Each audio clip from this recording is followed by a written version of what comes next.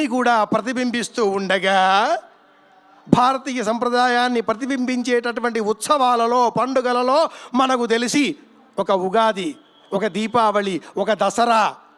అలాగే ఒక ఏడుకొండలవాడి బ్రహ్మోత్సవం, వాటితో పాటుగా చైత్రమాసం రామనవమి వసంతోత్సవం,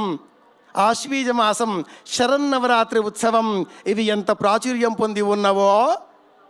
భాగ్యనగరంలో కోటానుకోట్ల మంది మీ అందరికీ కూడా ఇంత ఆత్మీయమైన కార్యక్రమం కోటి దీపోత్సవం. ఏ బ్రహ్మోత్సవానికి కూడా తరగకుండా, తగ్గు కాకుండా, తరుగు లేకుండా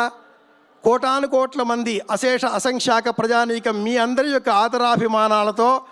ఒక పుష్కర కాలంగా కొనసాగుతున్న ఈ మహావ్రతం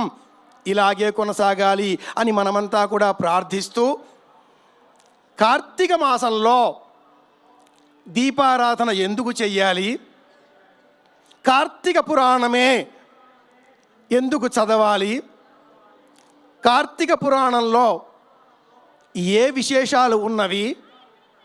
ఈ రోజున అష్టమి కృష్ణపక్షం, కార్తీక పురాణంలో చదవవలసిన అధ్యాయం 23వ అధ్యాయం, ఆ వృత్తాంతంలో ఏమున్నది, ఇవన్నీ కూడా చూద్దాం.